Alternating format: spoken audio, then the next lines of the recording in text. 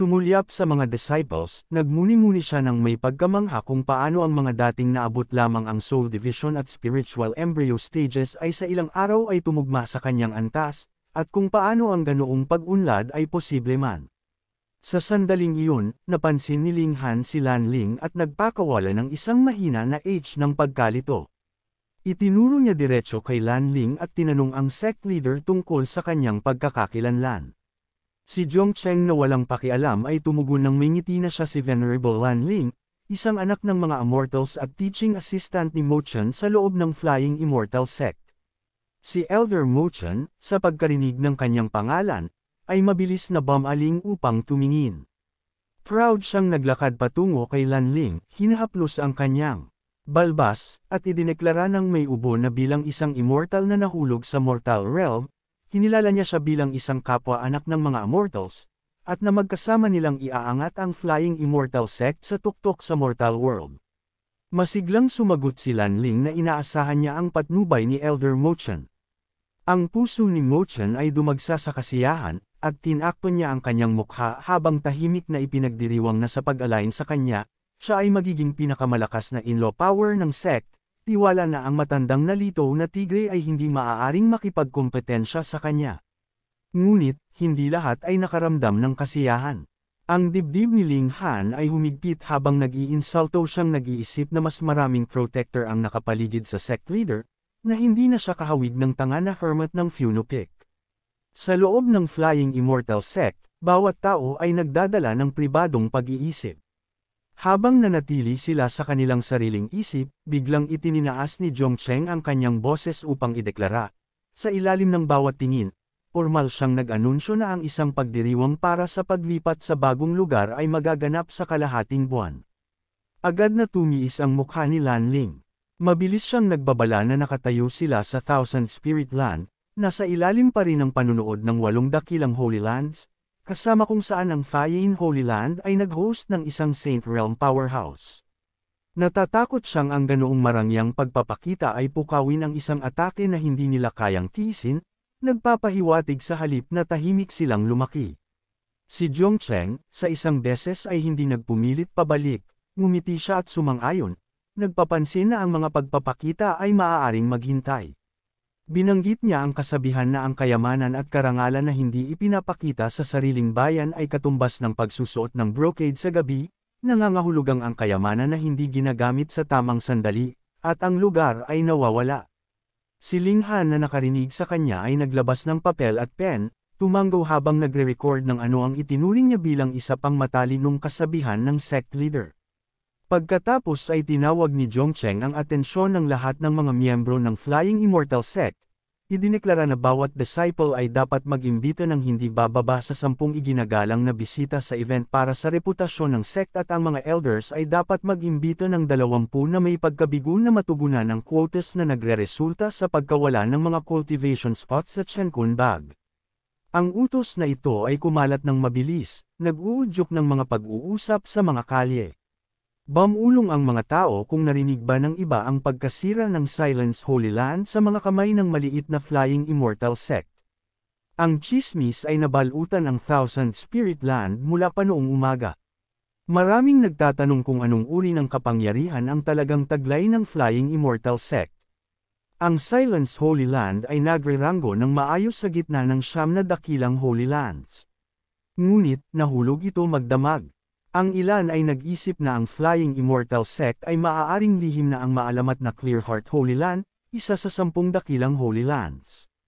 Habang nagpapatuloy ang mga debate, isang lalaki ang humakbang pasulong ng may air ng autoridad.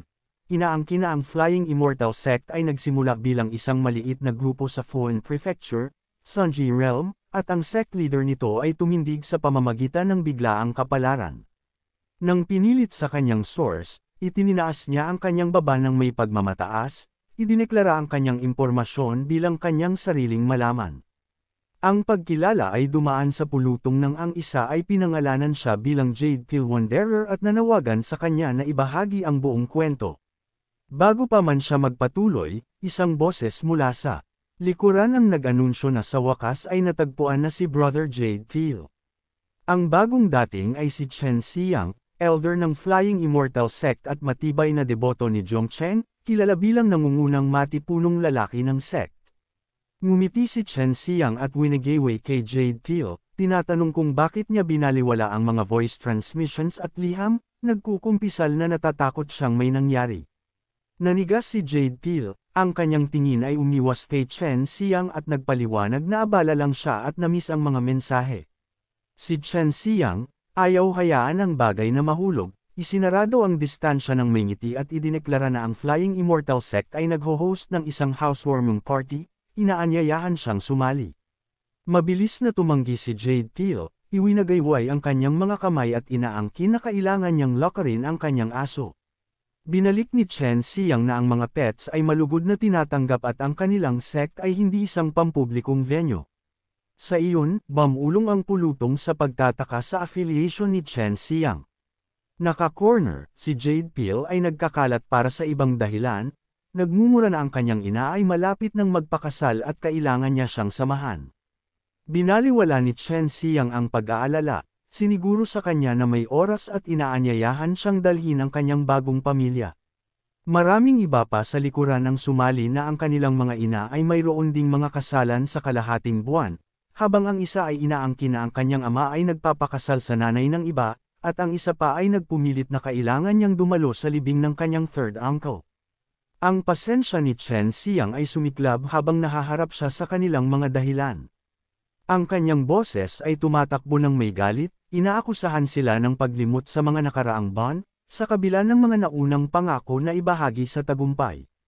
Sinunggaban niya si Jade Peel na i-lock siya sa loob ng kanyang Divine Mansion, nag-uudyok ng mga gasp mula sa mga nanunood na nakakilala dito bilang isang gawa ng Heavenly Mandate Realm. Sa loob, ang kulay ni Jade Peel ay nalanta habang nagmakaawa siya para sa awa. Nagmumura na ang kanyang pag-aatubili ay nagmula sa panganib ng pakikisalamuha sa Flying Immortal Sect, nagbabala na ang 8 dakilang sects ay nag-i-intend na poksain sila. Sa kabila ng matapat na babala, si Chen Xiang ay nanatiling hindi natitinag, malamig na nagsasabi na si Jade Peel ay mananatili sa kanya hanggang sa matapos ang seremonya sa kalahating buwan, pagkatapos ay maaari na silang umalis.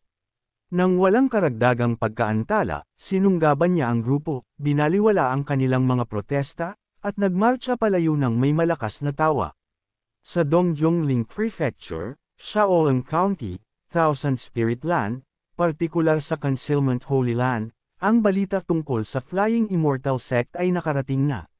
Sa sandaling pumasok sila sa pinto, nahuli nila ang isang galit na angle tungkol sa Silence Holy Land na nasira at ngayon ay isang party na itinatapon, idineklara na walang sinuman ang kinukuha ng seryoso. Sa loob, sa elders meeting ng 8 dakilang Holy Lands, maraming elders ang nagtipon upang talakayin ang bagay. May isang hindi makapagpigil at sumabog na ang Flying Immortal Sect ay malinaw na walang paggalang para sa 8 dakilang Holy Land sa lahat.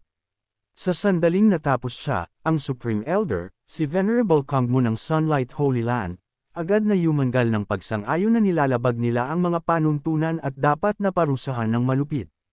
Si Sect Leader Venerable Zhonglang ng Fogbao Holy Land ay sumali sa, idineklara na kung ang Flying Immortal Sect ay hindi nasira, ang Thousand Spirit Land ay hindi malalaman ang kapayapaan. Si Sect Leader Venerable Shion ng Flying Immortal Holy Land ay sobrang nagagalit na nag-aalab. Siya, nagngangalit na ang pagkakaroon ng parehong pangalan bilang kanyang Flying Immortal Holy Land ay walang kwenta at dapat silang alisin. Nagbabahagi ng kanyang galit, si Sect Leader Venerable Wu Hua ng Zun Holy Land ay tumayo, hinampas ang mesa, at yumangal na minasakre nila ang 3 sect sa ilalim ng kanyang utos, na ang Zun Holy Land ay irreconcilable na sa Tiger Demon, at na ngayon ay nakagawa sila ng ganoong hindi makatuwiran na gawain.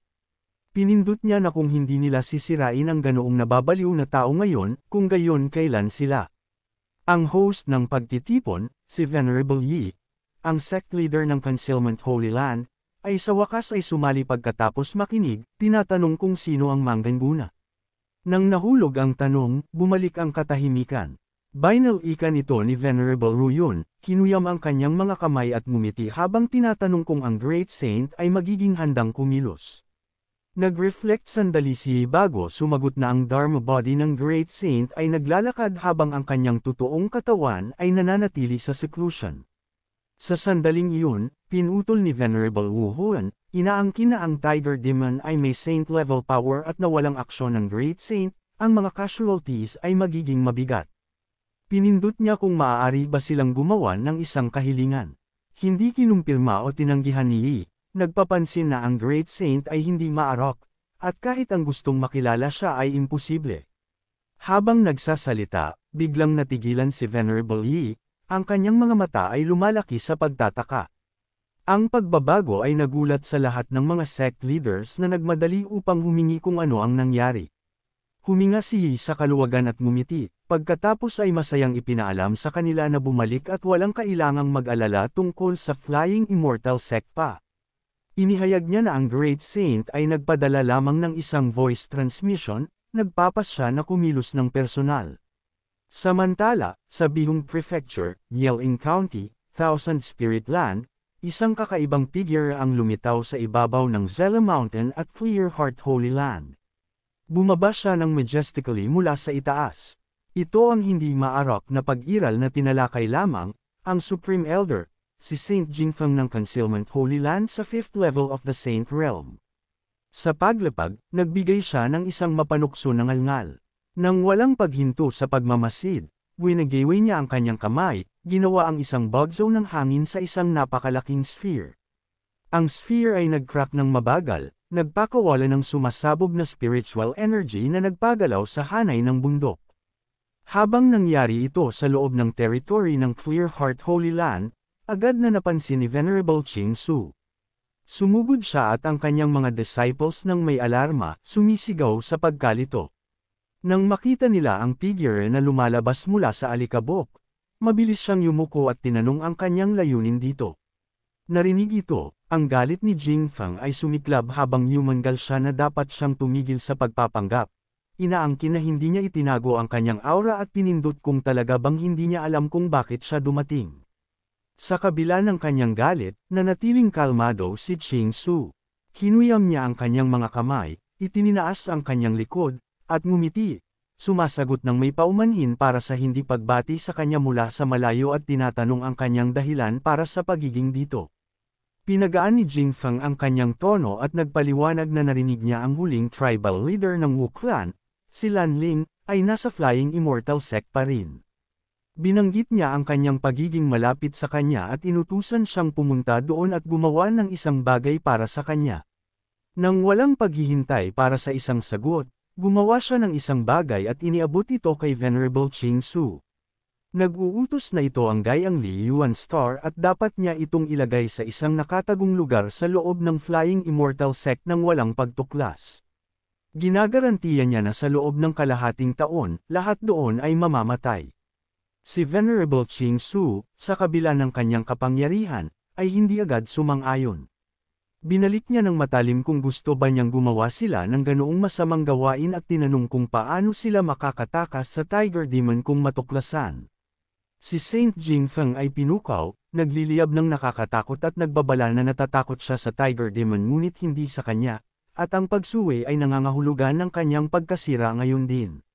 Sa oras na ito, si Ching Su ay talagang natakot at mabilis na coward, idineklara na hindi siya mangangahas. Sa labas ng kanyang paningin, ang kanyang mga mata ay nagdala ng hinanakit at kawalan ng kalooban. Sa ibang lugar, sa sandaling pumasok sila sa pinto, isang malakas na protesta ang umalangaw-ngaw na hindi ito katanggap-tanggap. Ang nagpoprotesta ay isang little tiger, mahigpit na nagmumura na ito ang Demon King ng Toniao Realm, nirerango ang pangalawa mula sa ilalim, at na ang rangkang ay lipas na. Isang Peak Saint Realm powerhouse, ang security guard ng Flying Immortal Sect, ngunit sinabihan na tumayo sa entrada ng sect bilang isang spirit beast. Nang nabigo ang panghihikayat, lumipat si Zhongcheng sa flattery. Lumapit siya upang haplasan ang mukha ni Little Tiger, pinupuri ang kanyang malambot na balahibo bilang perpekto para sa isang spirit beast, at sinisiguro na walang kailangang balatan ito, nanawagan sa kanya na tiisin para sa mas malaking kabutihan. Ang mga salita ay nagpapatibay lamang sa galit ni Little Tiger. Sinampal nito ang kamay ni Zhongcheng, kinuyam ang kanyang ngipin, at yumangal na ang anumang bagay ay maayos. Ngunit hindi ito, idinagdag na kung ang balita ay umabot sa Demon Realm na ang isang marangal na Demon King ay napilitang maging isang spirit beast, mawawala ang mukha nito magpakailanman.